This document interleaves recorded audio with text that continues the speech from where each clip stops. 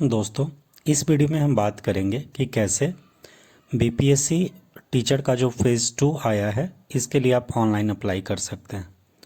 Video को पूरा अंत तक देखिएगा, आपको सारी जानकारी समझ में आएगी। और अभी तक आपने हमारे चैनल को सब्सक्राइब नहीं किया है तो चैनल को सब्सक्राइब कीजिए ताकि इस तरीके के वीडियो आपको मिलते रहे। इसके लिए सबसे पहले हमें अपने क्रोम पे जाना है और क्रोम पे जाने के बाद इसके ऑफिशियल वेबसाइट ऑनलाइन bpsc.bihar.gov.in पर चले जाना है। दोस्तों, जैसे ही आप इस पे जाइएगा कुछ इस तरीके का इंटरफेस आपके सामने खुल कर आ जाएगा। यहाँ पे आप इसके बारे में जो भी जानकारी है दिया हुआ आप नीचे पढ़ सकते हैं, आप PDF डाउनलोड कर सकते हैं और उसमें सारी जानकारी दी गई है। इसका जो लास्ट पेमेंट डेट है वो 14 तारीख है। रजिस्ट्रेशन का एंड डेट 14 तारीख है 11वां मंथ, और ऑनलाइन जो है 5 तारीख से स्टार्ट हो चुका है। दोस्तों, रजिस्ट्रेशन करने के लिए ऑनलाइन रजिस्ट्रेशन पर जाकर क्लिक करेंगे।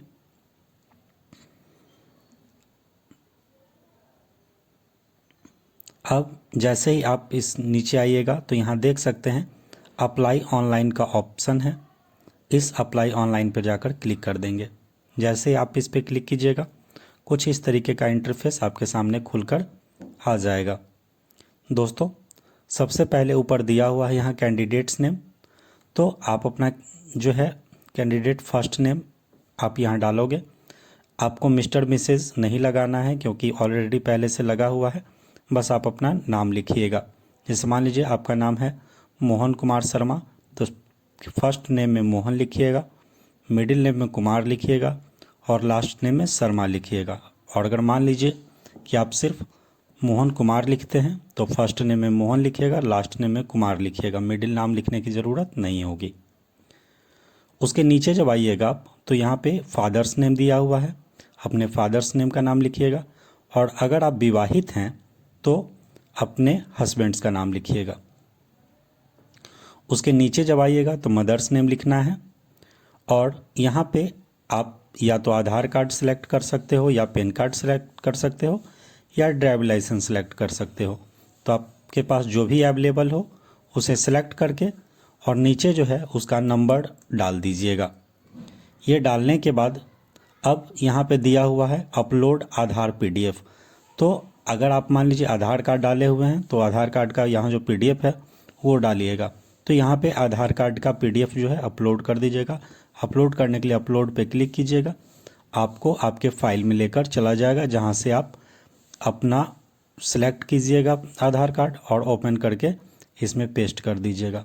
दोस्तों, इसका जो है साइज यहाँ दिया हुआ है, मैक्सिमम साइज 100 KB का होना चाहिए। उससे अगर ज़्यादा होता है तो ये नहीं लेगा, इस बात का ध्यान रखेंगे। उसके नीचे जब आइएगा तो ये पूछ रहा है कि आर यू इंडियन सिटीज़न, क्या आप इंडियन निवासी हैं? अगर हैं तो यस कीजिएगा, नहीं तो नो कीजिएगा। तो इसको आप यस ही कीजिएगा।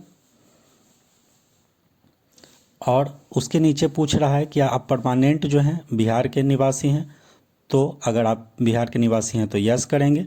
अगर आप बिहार के निवासी हैं तो यहाँ पे सर्टिफिकेट नंबर आपको डालना होगा निवास प्रमाण पत्र का, और इशू जो डेट है वो डालना होगा।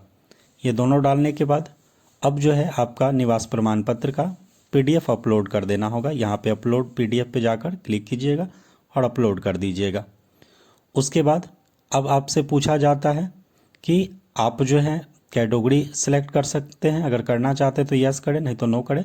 इसको आप यस कर लीजिएगा क्योंकि इस तरीके से आपको बहुत तरीके का छूट मिल जाएगा। अब यहाँ पे आप किस कैटेगरी में आते हैं, EWS से आते हैं तो EWS सेलेक्ट कीजिएगा। जैसे EWS सेलेक्ट कीजिएगा तो आपका कास्ट नेम पूछा जाएगा। आप यहाँ से कास्ट नेम को सिलेक्ट कर सकते हैं, जो भी कास्ट आप हैं। उसके बाद कास्ट सर्टिफिकेट नंबर और इशू डेट जो है आपका EWS सर्टिफिकेट का वो आपको डालना होगा। और इशू बिहार से हुआ है या अदर से हुआ है यहाँ डालना होगा और उसका PDF अपलोड कर देना होगा। उसी तरीके से अगर आप SC डालते हैं तो फिर आपका कास्ट डालना होगा, फिर आपका जो है सर्टिफिकेट नंबर डालना होगा, इशू डेट डालना होगा। SC ST करते हैं फिर वही इस है ईबीसी में जो है यहाँ पे आपका NCLC जो सर्टिफिकेट है वो डालना होगा, उसका डेट डालना होगा। और बीसी के लिए करते हैं तो बीसी के लिए भी आपको NCLC सर्टिफिकेट नंबर और उसका डेट डालना होगा। और अगर आप इसको नो कर दीजिएगा तो फिर ये सारी जो चीज़ें हैं वो हट जाएगी। अगर आप मान लीजिए कैटेगरी को नो करते हैं तो ये सारी चीज़ें हट जाएगी। तो आप जिस भी कास्ट से हैं तो यहाँ पे सिलेक्ट करके इस तरीके से आप सिलेक्ट कर सकते हैं। उसके नीचे जब आइएगा तो यहाँ पे आपसे पूछा जाता है कि आप मैरिड हैं या अनमैरिड हैं। तो अगर आप मैरिड होंगे तो मैरिड को सिलेक्ट कीजिएगा, अनमैरिड हैं तो अनमैरिड को सिलेक्ट कीजिएगा। उसके नीचे जब आइएगा तो यहाँ पे देख रहे हैं जेंडर लिखा हुआ है। अगर आप मेल हैं तो मेल को सिलेक्ट कीजिए और फीमेल हैं तो फीमेल को सिलेक्ट कीजिए। अब यहाँ पे पूछा जाता है कि आपके ग्रैंडसन, ग्रैंड डॉटर या कोई भी आपके घर के जो हैं फ्रीडम फाइटर में रहे हैं, अगर रहे हैं तो यस कीजिएगा। अगर यस कीजिएगा तो फिर उनका सर्टिफिकेट डिटेल और डेट और उनको अपलोड करना होगा। अगर नहीं है तो आप इनको नो कर दीजिए। उसके बाद पूछा जाता है कि आप दिव्यांग हैं या नहीं हैं। अगर हैं तो यस कीजिए और नहीं हैं तो नो कीजिए। अगर आप यस करते हैं तो कुछ इस तरीके का सब चीज़ खुल कर आ जाएगा आपके सामने। अब आपसे पूछा जाता है कि आप कितने प्रतिशत जो हैं और क्या आप में मतलब दिव्यांगता है, जैसे सुन नहीं सकते हैं, देख नहीं सकते हैं। तो जो भी आप में दिव्यांगता है वो डालिएगा और फिर आप अपना सर्टिफिकेट नंबर और सर्टिफिकेट डेट डाल दीजिएगा और उसका PDF जो है यहाँ पे अपलोड कर दीजिएगा। यहाँ पे लिखा हुआ है दिव्यांगता प्रमाण पत्र कहाँ से आपको मिला है, तो वो आप यहाँ से सिलेक्ट कर सकते हैं। अगर मान लीजिए इसको आप नो कर दीजिएगा तो ये सारा चीज़ डिसेबल हो जाएगा, फिर आपको कुछ भी डालने की ज़रूरत नहीं है। जैसे उसके आगे बढ़िएगा तो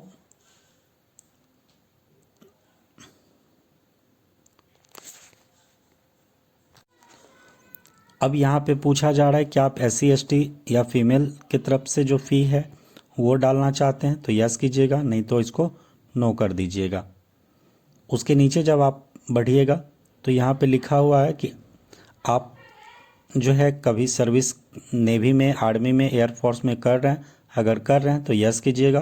अगर आप यस करते हैं तो आपको सर्टिफिकेट नंबर और डेट डालना होगा, फिर अपलोड उसका जो PDF है वो अपलोड कर देना होगा। और अगर आप नो करते हैं तो नो कीजिएगा, तो ये सारी जो चीज़ें हैं वो हट जाएंगी। उसके बाद जो है आप इससे पहले कभी शिक्षक के पद पे नियुक्त हुए हैं, अगर हुए हैं तो यस कीजिएगा। और अगर यस करते हैं तो फिर आप किस पोस्ट पे हैं, किस स्कूल में हैं, किस डिस्ट्रिक्ट में हैं, वो आपको सेलेक्ट करना होगा। और उसके बाद आपका सर्टिफिकेट नंबर जो आप ज्वाइनिंग किए थे वो, या इशू डेट, उसका जो इशू डेट है वो, और अपलोड सर्टिफिकेट जो है PDF के रूप में आपको डालना होगा। और अगर आप इसको नो कर देते हैं तो ये सारा चीज़ डिसेबल हो जाएगा। उसके जब नीचे आप आइएगा तो यहाँ देख सकते हैं कि अपनी जो योग्यता है वह आपको यहाँ पे चुनने का ऑप्शन दिया जाता है, जिसमें सबसे पहले लिखा हुआ है BEd एंड DLEd, BEd प्रारंभिक शिक्षक दिव्यांग डिप्लोमा आधारित। तो अगर आप BEd वगैरह किए हुए हैं तो इसको सेलेक्ट करेंगे। केवल कंप्यूटर विज्ञान के अभ्यर्थी जो हैं यथा BEd आदि धारक नहीं हैं तो 11 से 12 के लिए इसको सेलेक्ट करेंगे। दोस्तों, कंप्यूटर साइंस के लिए जो है BEd अनिवार्य नहीं है। अगर आप कंप्यूटर साइंस के लिए भर सकते हैं तो आप BEd नहीं भी किए हैं तो आप इसको डाल सकते हैं, तो आप इसको सिलेक्ट कर सकते हैं। केवल संगीत विषय में अगर आप पढ़ाना चाहते हैं यथा BEd आदि धारक नहीं है तो आप 11 से लेकर 12 तक का इसको सेलेक्ट कर सकते हैं। अगर आप BEd नहीं किए हैं लेकिन आप संगीत पढ़ाना चाहते हैं तो संगीत, ललित कला या नृत्य करना चाहते हैं तो कक्षा 9 से लेकर 10 तक के लिए आप इसको सिलेक्ट कर सकते हैं। और विशेष विद्यालय अध्यापक बनना चाहते हैं 9 से 10 तक के लिए तो आप इसको सिलेक्ट कर सकते हैं। आशा करते हैं आपको सारी जानकारी समझ में आ रही होगी। उसके जब नीचे आप आइएगा तो आपके द्वारा उत्तीर्ण पात्रता जो है वर्ष 2024 से पूर्व नियुक्त एवं कार्य शिक्षक। तो यहाँ पे आप इसको पात्रता परीक्षा आप अगर दिए होंगे तो यस कीजिएगा, केवल दक्षता परीक्षा दिए होंगे तो आप इसको केवल दक्षता परीक्षा पे जाकर सिलेक्ट कर दीजिएगा। अगर केवल दक्षता परीक्षा सिलेक्ट कीजिएगा तो आप किस कक्षा के लिए दक्षता परीक्षा उत्तीर्ण की है वो आपको देना होगा। 6 to 8 के लिए, 9 to 10 के लिए, 11 to 12 के लिए, आप जिसके लिए भी दिए होंगे उसको जाकर सिलेक्ट कर लीजिएगा। उसके बाद आप अपना सर्टिफिकेट नंबर डालिएगा, सर्टिफिकेट इशू डेट डालिएगा, फिर अपलोड PDF पे जाकर सिलेक्ट कर दीजिएगा। और अगर आप पात्रता परीक्षा, दक्षता परीक्षा एवं पात्रता परीक्षा के लिए सिलेक्ट करते हैं तो फिर ये सारी फैसिलिटी हट जाएगी। अब जो है यहाँ पे लिखा हुआ है कि सीटेट पेपर 2 जो है ये आपको 6 to 8 के लिए पास करना अनिवार्य है। अगर आप 6 to 8 के लिए भर रहे हैं तो आप इसको सिलेक्ट करना होगा।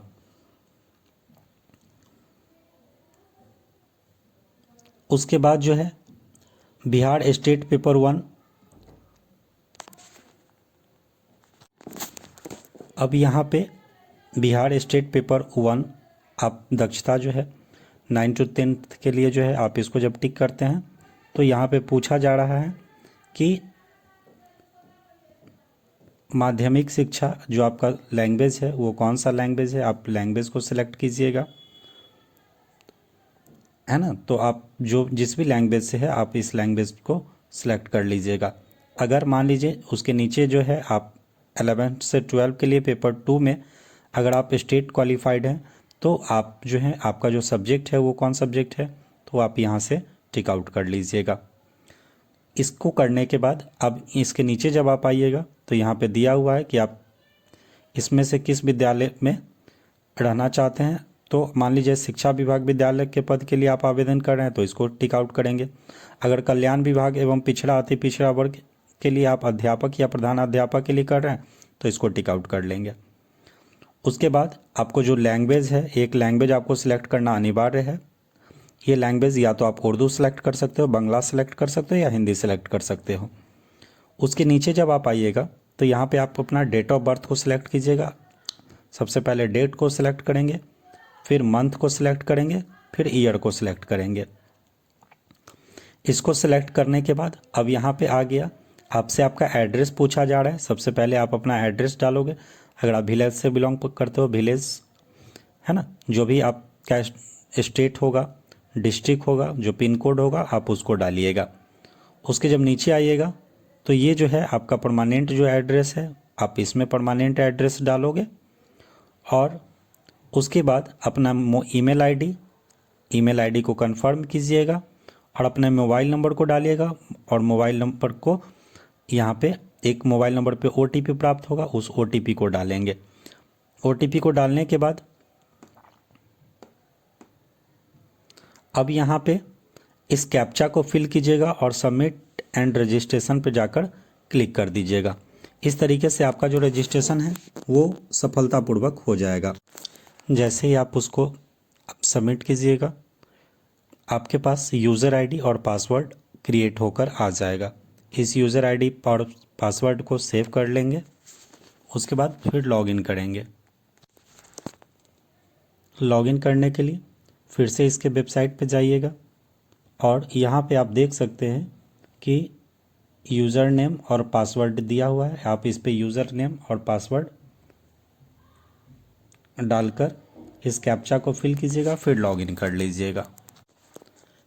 अब यहाँ पे पेमेंट पे जाकर क्लिक कर दीजिएगा। जैसे इस पे क्लिक कीजिएगा अब आप यहाँ देख सकते हैं कि जो भी आपने जानकारी फिल किया हुआ था वो सारी जानकारी आपको यहाँ पे दिख जाएगा। ये जानकारी को देखने के बाद नीचे एक प्रोसीड है, उस पर जाकर क्लिक कर देंगे। जैसे उस पर क्लिक कीजिएगा ये आपसे पूछेगा आर यू श्योर, तो आप ओके कीजिएगा। फिर ये जो है आपको पेमेंट गेटवे पे लेकर चला जाएगा। यहाँ पे आपको 750 का जो है ये आपको देना होगा।